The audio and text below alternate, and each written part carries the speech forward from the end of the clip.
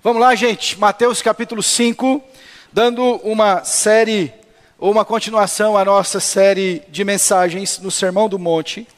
Hoje nós leremos Mateus capítulo 5, depois de sermos instruídos pela Santa Escritura, por intermédio do servo do Senhor, no último domingo, que nos falou sobre a nossa palavra, a nossa verdade dita, proferida. O seminarista Eliezer ministrou a palavra de Deus aqui, e nós daremos sequência dos versículos 38 até 42, sobre o que nos instrui a Escritura no Sermão da Montanha, quando Jesus está pregando, ensinando aos seus discípulos estes ensinos tão preciosos, tão valiosos à nossa vida de fé, e que, de fato, como a gente tem reiterado aqui, ao longo destas semanas, este ensino, usando o singular de fato, neste bloco de ensinos, isto é impossível ao coração carnal. Isso é inalcançável ao ser humano, senão pelo Espírito de Deus. Ao ler o Sermão da Montanha, eu pedi à igreja que lessem em seus lares, pelo menos do capítulo 5 a 7, é notório, é nítido que o texto é confrontante à nossa maneira de pensar e de viver de modo comum. Tem palavras ali que soariam em certos ambientes absolutamente absurdas. Tal é a que leremos agora. Os irmãos verão que não faz sentido, mas a Escritura já nos admoestou sobre isso. Ela disse diz que o homem carnal não pode discernir as coisas do Espírito. O homem natural não percebe estas coisas. Por isso Jesus está ensinando aqueles que experimentaram o novo nascimento, aqueles que são os bem-aventurados. É a estes que Jesus refere, ensina esta palavra e este ensino tão profundo e bendito que leremos aqui. Pois bem, irmãos, Mateus 5, de 38 até 42 será a nossa leitura, por favor, acompanhe. Ouvistes que foi dito, olho por olho, dente por dente. Eu, porém, vos digo, não resistais ao perverso, mas a qualquer que te ferir a face direita, volta-lhe também a outra. E ao que quer demandar contigo e tirar-te a túnica, deixa-lhe também a capa. Se alguém te obrigar a andar 1 milha, vai com ele 2. Dá a quem te pede, e não voltes as costas ao que deseja que lhe empreste. Oremos mais uma vez. Senhor, é a tua palavra santa e verdadeira, e nós somos os teus filhos, rebanho de teu pastoreio. Senhor, nós queremos confessar a nossa inaptidão de perceber o que tens a comunicar, senão pelo teu Espírito que ilumina esta verdade e leva ao nosso coração. Nós confessamos que jamais compreenderemos se o Senhor bendito não trouxer a nós. Então, apesar de nós, e apesar do instrumento, ó bom Deus, fales conosco mais uma vez. Que o teu Espírito use tua palavra para instruir aos nossos corações, para nos comunicar a tua verdade. Abra os nossos ouvidos espirituais, apruma o nosso coração no teu bom e perfeito querer. Leva-nos, Senhor, a compreender tua verdade. Ó Senhor, como és bom. E nós podemos atestar e testemunhar tua misericórdia. Oramos isso em nome de Jesus. Quando nós enxergamos a beleza extraordinária da descida do Espírito Santo, lá no comecinho do livro de Atos, tem muitas coisas que nos surpreendem. Há um povo que fala em idiomas distintos e de forma milagrosa as pessoas compreendem na sua própria língua materna. Há milagres extraordinários. Aquele que era coxo passa a andar. As pessoas são impelidas a doarem os seus bens e em comunidade distribuírem de igual modo. Todos são cuidados. Há um senso que toma conta daquela população. Há 3.000 convertidos, há 5.000 convertidos, cada culto é uma grande festa, é uma alegria. Há de fato evidências muito perceptíveis de que o Senhor está lá. Mas dentre tantas que se percebe neste operar de Deus, há uma que particular a mim me salta aos olhos. Quando, ao ler a história de Estevão, o primeiro mártir da igreja agora perseguida, atacada pelos seus algozes, é que Estevão imita o seu Cristo. E de que modo? De algumas formas. Estevão imita o seu Cristo pregando a palavra àqueles homens que ali estão. E o texto é enfático dizendo que os religiosos rilham os dentes contra Estevão e começam o apedrejar. Mas o que eu dizia que me salta aos olhos é que Estevão, sendo apedrejado, ele observa os céus abertos e antes de morrer, do seu último suspiro, ele diz ao Senhor: Senhor, recebe o meu espírito e não impute sobre eles este pecado. Tal qual Jesus fez na cruz, dizendo: não impute sobre essas pessoas, Pai, perdoa-lhes porque eles não sabem o que fazem.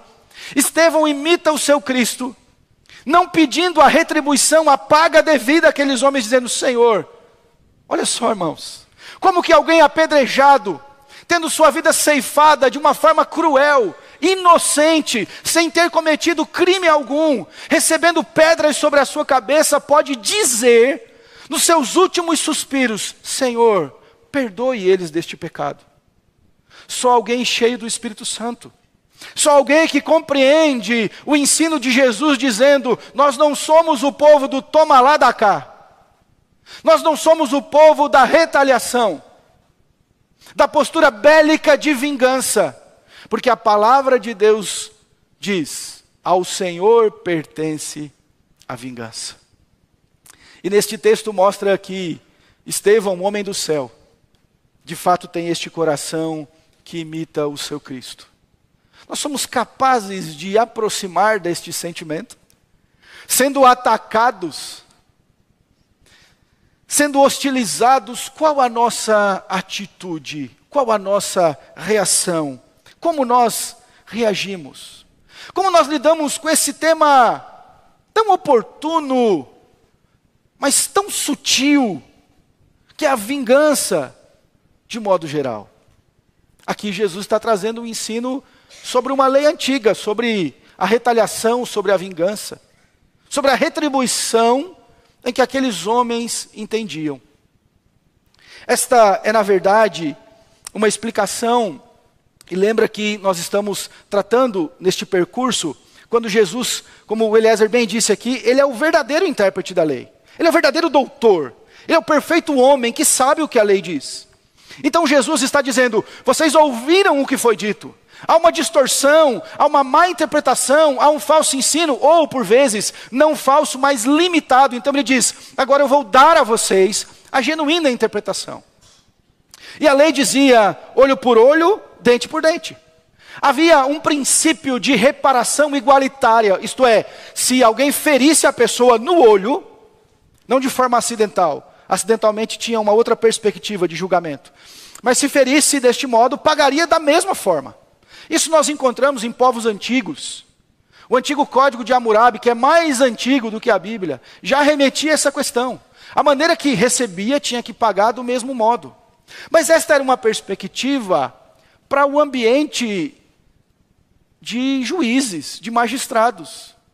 Era um julgamento de autoridades. As pessoas não tinham a permissão da lei para retribuir, dizendo: agora eu vou retribuir da mesma forma, porque a Bíblia diz, olho por olho, dente por dente, eu vou fazer assim. Então esses religiosos estavam extraindo este ensino da lei e aplicando ao seu bel prazer, à sua vontade, o que eles desejavam, porque é assim que a lei diz. Mas não era assim que de fato a lei apontava. E Jesus está tratando isso aqui. E quais são os problemas? E por que Jesus trata disso? E por que é tão necessário que ouçamos esta verdade? Irmãos, por alguns aspectos. Primeiro, que nossa justiça é falha. A nossa justiça é limitada. Nós não conseguimos retribuir com igualdade. Todo mundo já fez jogo aqui, com o irmão, com o amigo. Eu dou um tapa, você me dá um. O que você quer fazer sempre no seu coração? Retribuir mais forte. Todo mundo já viu aquele vídeo na internet que o pessoal está brincando, coloca uma colher na cabeça e bate na cabeça do outro. E eu assisti um vídeo que estava dois caras, eles punham uma colher de pau e batiam na cabeça do outro. Quando esse batia, ele tinha que abaixar para receber. Quando ele abaixava, vinha outro cidadão por trás com uma colher e dava em cima. Ele não entendia por quê. E por mais que seja cômico, ilustra o princípio. O nosso coração pecador sempre quer devolver mais forte. Nós sempre queremos apertar um pouco mais. Nós sempre queremos subir mais a dívida com o outro. Nós somos falhos nisso. Nós queremos dar a paga com maior força. O segundo aspecto aqui é porque era uma lei civil. Para tribunais, para magistrados. Eles não podiam lidar com esta lei de forma leviana. Usar para princípios que eles, do cotidiano deles. Sem a ingerência de uma autoridade. E nós aqui, de fato, estamos diante dos textos mais difíceis de aplicarmos do Sermão do Monte.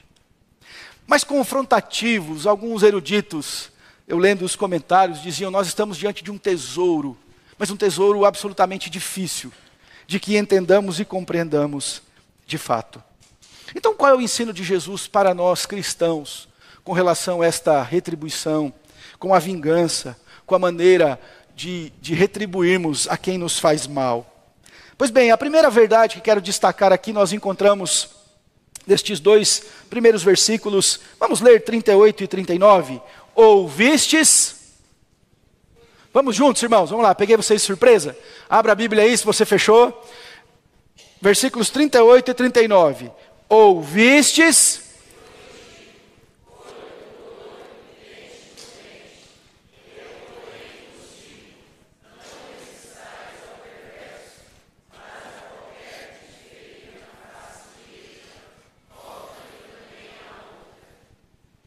Qual é o ensino, então, de Cristo aqui?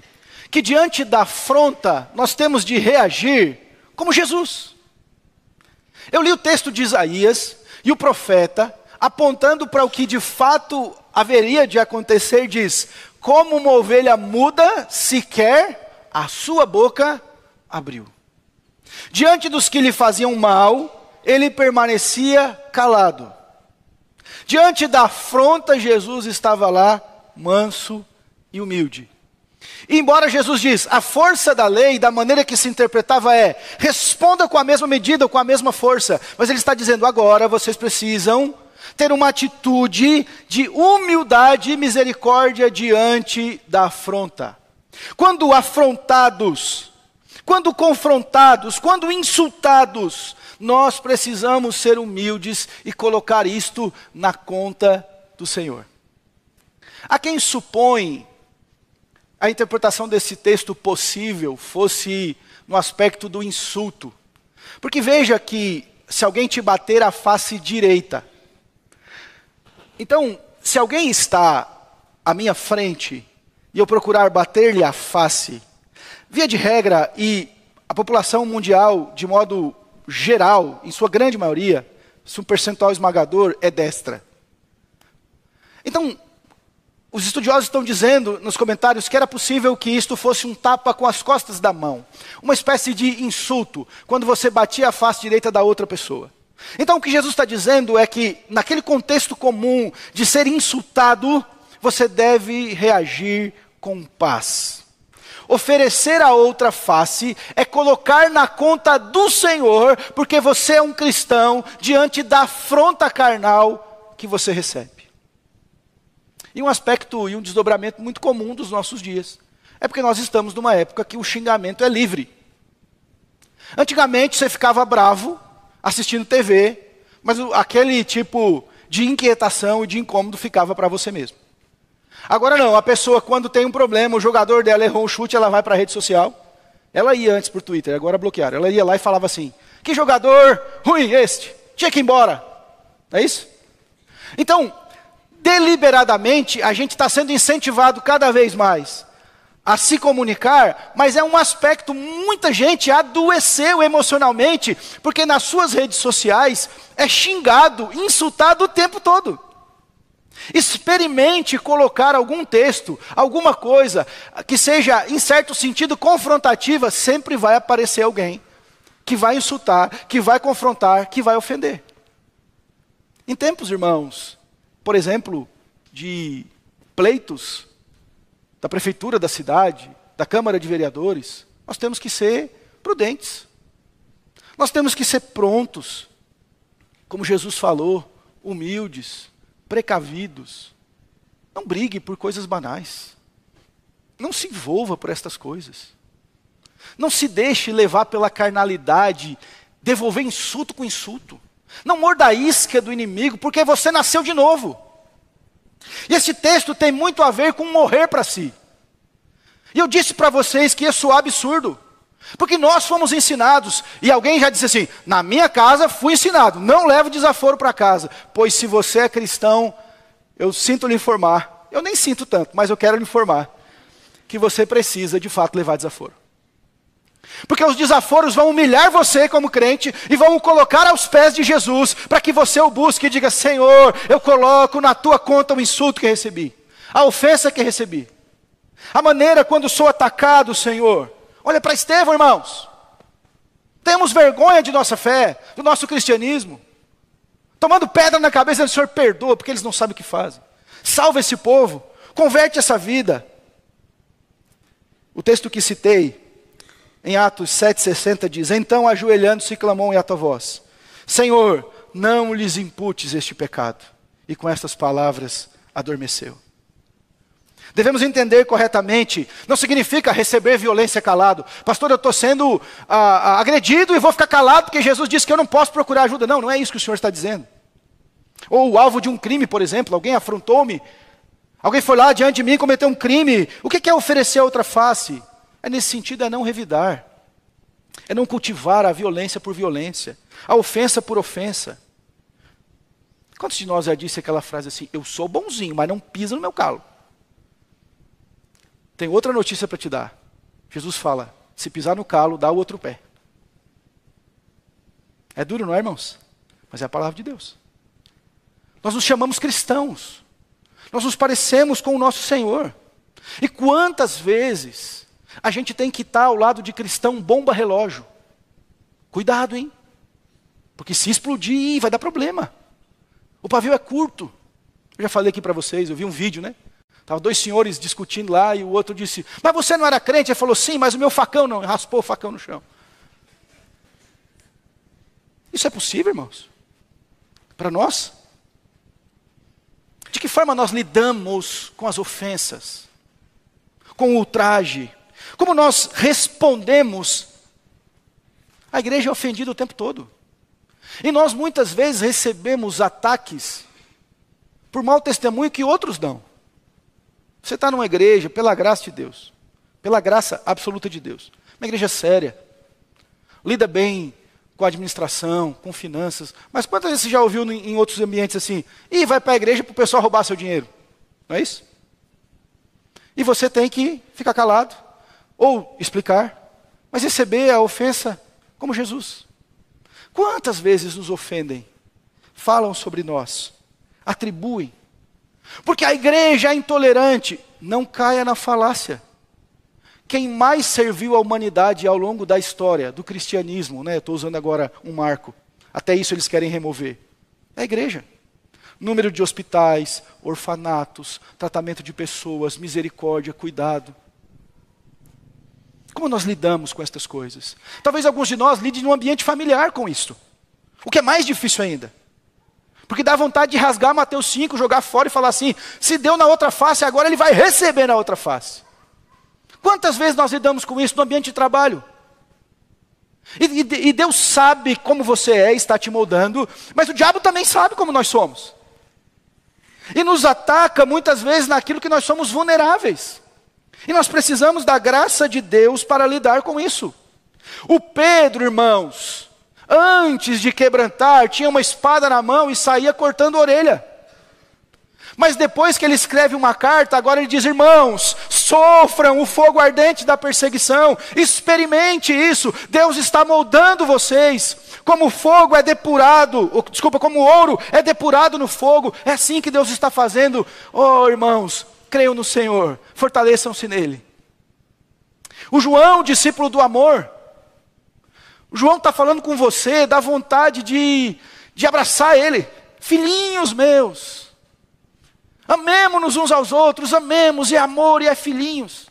Mas você lembra que antes desse processo, ele chega numa aldeia de samaritano, o pessoal não recebe e fala assim, Senhor, vamos orar para descer fogo do céu e consumir todo mundo? Está lá na Bíblia, ou não? Nós precisamos de tratamento de Jesus para lidar com o nosso coração. E sabe o que é importante que pensemos? Que de fato nós exercitamos este mandamento quando a gente tem a oportunidade do revide e não pode fazê-lo. Porque é fácil exercitar esse mandamento com alguém que tem uma autoridade acima de você que você não tem alcance. O difícil é lidar com isso à luz da palavra de Deus quando você pode e não faz. E na continuação, Jesus diz assim, e ao que quer demandar contigo e tirar-lhe a túnica, deixa também a capa. E um segundo aspecto que nós podemos lidar aqui, caiu, meninos? Um segundo aspecto que a gente pode lidar é que nós devemos sofrer o dano, exercitar a generosidade. Nós temos de aprender a sofrer o dano e exercitar a generosidade. O que era a capa ou túnica que Jesus está falando? Túnica era comum como uma roupa simples, uma roupa de baixo, de saco de algodão geralmente feita. Era a roupa mais comum. E as pessoas de modo geral tinham algumas túnicas. Mas a capa era uma espécie de sobreposição desta túnica, que de dia servia como um cobertor, como uma capa que ficava sobre a pessoa, o nome já diz capa, e à noite usava-se como roupa de cama, como de fato um cobertor. E as pessoas mais pobres tinham apenas um cobertor. E a própria lei do Senhor diz que você podia tomar a capa de alguém, mas não deveria deixar que o pôr do sol tomasse ou ficar com essa capa após o sol se pôr. Por que a lei está falando isso? Porque as pessoas pobres não teriam no frio da noite do que se cobrir. E aqui o contexto é uma disputa judicial de fato. É um penhor, você deixava aquilo ali até pagar a dívida, até resolver a questão. E Jesus está dizendo, quando alguém brigar, demandar com você, discutir com você, processar você e exigir de você, aprenda a sofrer o dano, a exercitar a generosidade. Uma das coisas mais difíceis para nós é saber perder, é sofrer dano.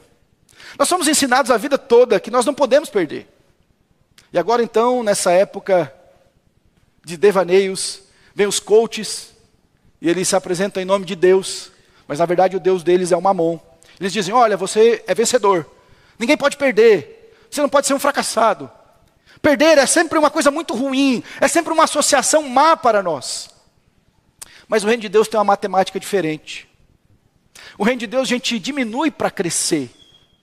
A gente compartilha para receber. Melhor é dar do que receber. Importa que ele cresça e eu diminua.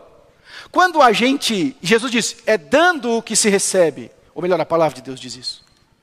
Então, no reino de Deus, perder pelo Senhor é ganhar. Porque o que importa ao homem? Ganhar o mundo inteiro e vir a perder a si mesmo. Então, a gente deve entender isto e rogar a Deus. Porque este mandamento é difícil. Às vezes era a única coisa que a pessoa tinha para cobrir-se à noite. E Jesus está dizendo, olha, se te pedir, se entrar em disputa com você, aprenda a ceder. Dê mais do que te pediu. Ofereça. O que Jesus está nos ensinando aqui, não é, se alguém chegar na minha casa então, pastor, agora de manhã, no próximo dia, bater lá e falar, eu exijo sua casa, eu tenho que dar para ele. Se alguém vier subtrair os meus bens e querer tomar, eu preciso entregar, não é isso que o Senhor está falando. O que o Senhor está nos ensinando? É algumas coisas. Que a preocupação pelos nossos direitos não deve ser o centro da nossa vida cristã. Às vezes nós vamos ter prejuízo em nome do Senhor. Os cristãos do primeiro século, pelas leis que havia, eu já preguei nas 7 igrejas do Apocalipse aqui, da Ásia Menor, e em dado momento citei essa questão, as pessoas tinham os seus bens confiscados por se tornarem cristãos. Então, a partir do momento que a pessoa professava a fé em Cristo, significava perder tudo que ela possuía de bens. Mas ora, meus irmãos, eu pergunto a vocês, o que um homem pode nos roubar? O que o ser humano pode se subtrair da vida de um cristão que tenha verdadeiro valor? O que o Estado, que já nos suga tanto, pode tomar de nós? De que tem genuíno valor? Nada. Porque ainda que nos tomarem tudo que tenhamos, se nós tivermos a Cristo, nós somos os mais bem-aventurados de todos os homens.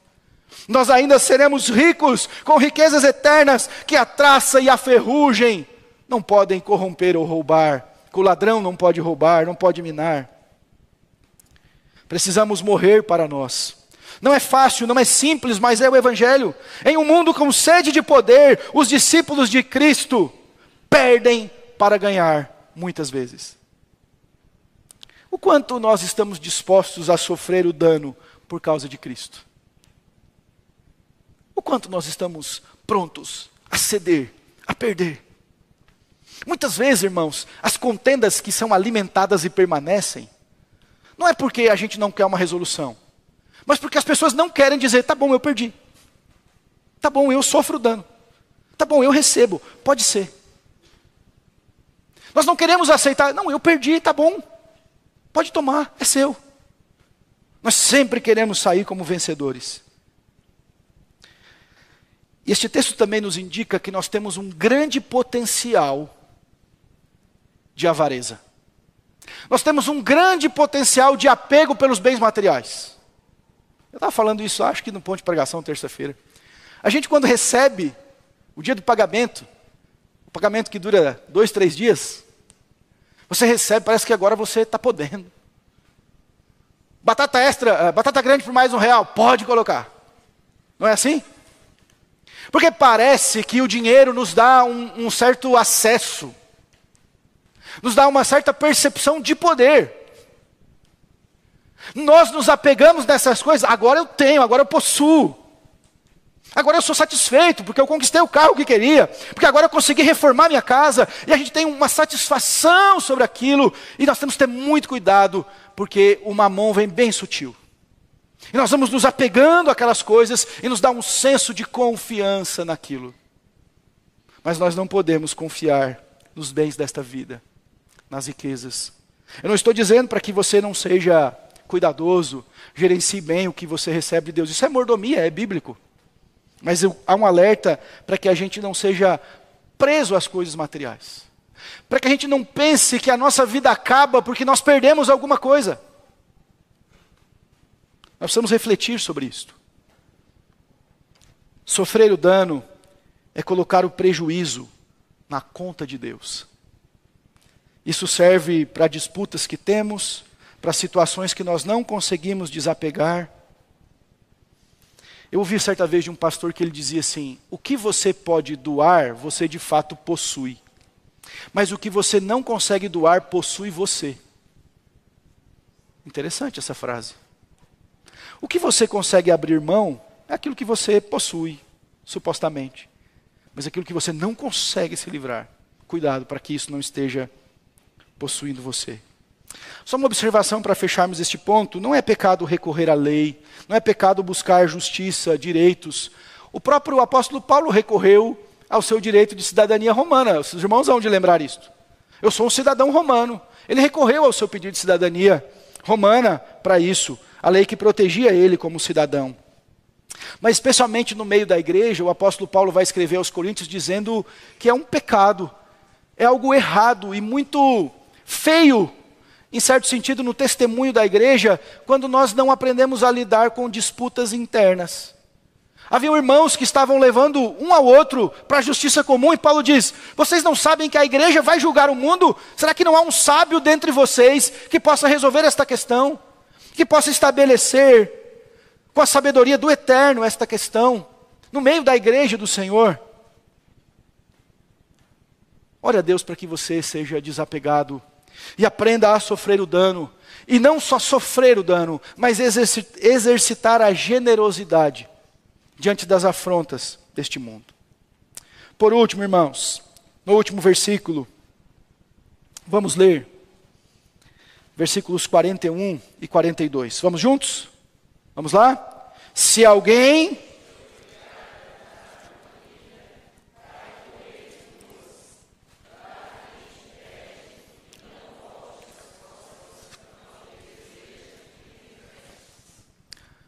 Por último, como que a gente lida com este tema que Jesus estabeleceu?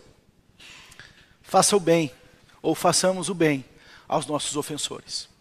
Em seguida, o texto que enseja o que nós iremos tratar na próxima semana, fala a respeito disso, de como nós devemos amar os nossos inimigos, como nós devemos cuidar e atender aqueles que mesmo nos fazendo mal, temos a oportunidade de servi-los.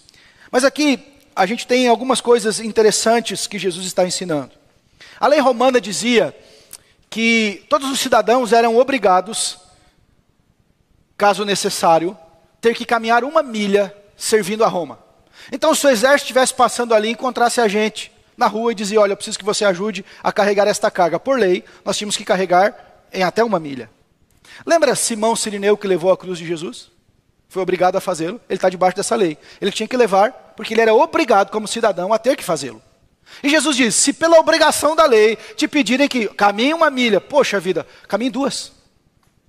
Como cristão, responda com o bem, não só aquilo que é obrigado a fazer. Lembra? Se a nossa justiça não excederá muito dos escribas e fariseus, nós não podemos entrar no reino de Deus.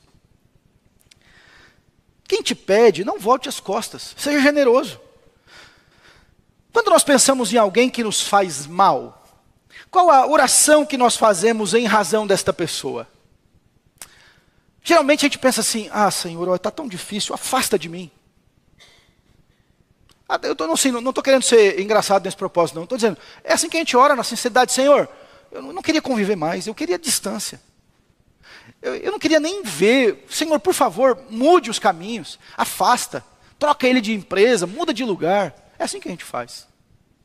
Mas se nós fôssemos desafiados a pensar, e eu sei, como disse, enseja para a próxima semana, a pensar, Senhor, nos dá a oportunidade de servir a quem nos faz mal. De poder ser um instrumento de Deus. Alguém de vocês já experimentou uma bela oportunidade pela graça de Deus, de muitas vezes ser, como cristão, a chacota do ambiente de trabalho, mas quando a coisa aperta, eles falam que você tem que orar por eles? É um privilégio que nós temos. Nós precisamos pensar sobre isso. Ore por oportunidade de pessoas que lhe fizeram mal para que você as sirva. Parece loucura? Não, é o Evangelho. Quantas oportunidades nos bateram a porta, quantas oportunidades, e nós fechamos o coração porque a amargura não permitiu servir alguém que nos fez mal. Caminharam a 2ª milha, porque a lei exigia 1 e nenhuma a gente queria caminhar. Ofereça um coração servil além da obrigação. Ofereça um coração de servo. Esteja pronto. Se coloque. A lei diz 1, faça 2. Esteja pronto a servir, a abençoar, a ajudar. Um cristão, irmãos, deve ser um servo. E a Bíblia diz que ainda que a gente faça tudo que nos é exigido, nós somos servos inúteis. Faça o bem. Veja, o texto diz, dá a quem te pede, não volte as costas ao que deseja que lhe emprestes. Claro que isso não deve ser interpretado literalmente, porque senão abre aqui um pressuposto para que todo mundo saia nos pedindo dinheiro e a gente não tenha critério para fazê-lo. O que o Senhor está dizendo é que nós devemos cultivar um coração generoso. Nós devemos cultivar um coração desapegado. O Didaquê, que é um documento da igreja antiga, primitiva, embora não inspirado, ele dizia que a esmola deveria suar na sua mão. Dê esmolas. É um mandamento de Deus. Nós vamos ver em Mateus 6. Generosidade. Abençoe, ajude, mas tome cuidado ao fazê-lo. Se você vai dar a alguém que você sabe que logo em seguida essa pessoa vai usar desse recurso para se entorpecer, você não deve fazê-lo. A gente deve ter cuidado, mas nós devemos praticar a generosidade. Nós devemos ser prontos a ajudar. E às vezes, irmãos, eu fico pensando assim, eu já lidei com isso. A pessoa pede, eu falo, não tem. Depois eu passo e falo, Senhor, será que não era o Senhor me pedindo ali? Porque a Bíblia diz, tive fome, me deste comer.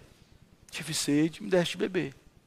Então, a gente procura analisar, avaliar, mas os cristãos têm que estar prontos a oferecer. A igreja, irmãos, eu tenho o WhatsApp da igreja, eu já recebi ligação de madrugada. Meia-noite é madrugada já, né? Para alguns é. O pessoal ligando tarde da noite. Eu sou fulano de tal, eu quero uma cesta básica, estou aqui no estado tal. Eu falo, olha, a gente não consegue ajudar dessa forma. WhatsApp, essa semana recebi 2 mensagens. Sou fulano de tal, preciso de uma ajuda emergencial para isso, eu moro no estado tal, com DDD que nem conheço. E eu falo, infelizmente, nós não conseguimos ajudar. Por quê? Porque eu não conheço quem é. E tudo indica que são golpes, e a gente tem que ajudar a quem nós estamos vendo, em que Deus oportuniza para que nós façamos. E a gente, às vezes, esquece um pouco desse princípio. Irmãos, a maioria de nós aqui tem condição de trazer 1 quilo de açúcar na ceia, sim ou não? A maioria de nós tem. A maioria de nós, quando foi hoje no mercado, podia pegar um macarrão a mais e trazer aqui para aumentar a cesta e abençoar outras pessoas. Sim ou não? Nós poderíamos ajudar com um pouco do que nós temos, contribuir um pouquinho e abençoar alguém. E na minha pouca jornada ministerial, muitas vezes eu ouvi fluir a generosidade de quem menos tinha. Nós devemos ter isto como prática da vida. Nós somos generosos, porque a Bíblia nos ensina. Não significa inconsequente. Não significa não ter cuidado com isso. Mas generosidade é pronta. Nós deveríamos ter mapeado assim, se alguém está numa emergência, opa, tem 5 irmãos, que nesta hora nós podemos recorrer e vamos ajudar alguém em nome de Jesus. Porque a Bíblia ensina isso para nós. É a palavra de Deus que está dizendo, nesse princípio, veja só, irmãos, começa olho por olho, dente por dente. Mas termina, dê a sua capa, não leve em conta o litígio e seja generoso. Era para você devolver com violência, não, você vai devolver com bênção, com generosidade. Provérbios 19, 17, embora pareça um adágio popular, é palavra de Deus. Provérbios 19, 17, 19 diz assim, quem se compadece do pobre, ao Senhor empresta, e este lhe paga o seu benefício. Já ouviu essa expressão? Quem empresta aos pobres, quem dá aos pobres e empresta a Deus? É verdade, está aqui no texto bíblico. Quem se compadece do pobre, ao Senhor empresta, e Ele lhe paga o seu benefício. Concluindo, meus irmãos, o padrão de Jesus é elevado? É sim, é elevado. Nós nos sentimos desconfortáveis com este texto, mexe com a gente, nos traz dúvida, alguns anseios, alguns medos, algumas inquietações. É isso mesmo que o Evangelho faz. C.S. Lewis dizia que ele não foi para a religião para fazer ou para ser feliz. E uma frase dele que ele diz assim, eu sempre soube que uma garrafa do vinho do Porto faria isso. Se você quer uma religião para fazer você se sentir realmente confortável, certamente eu não recomendo o cristianismo. No sentido de que nós somos sempre impelidos, sempre confrontados a mudar, a ser diferente, a oferecer um pouco mais, a se quebrantar mais, a amar mais, a perdoar mais, a servir mais. Vá comigo em Romanos 12, por favor. Eu não sei se dá para projetar aí, Gabriel. Romanos 12, a partir do versículo 14. E nós vamos encerrar lendo este texto. Eu vou convidar a igreja aqui, nós leiamos juntos. Romanos 12, dos versículos 14 até o 21.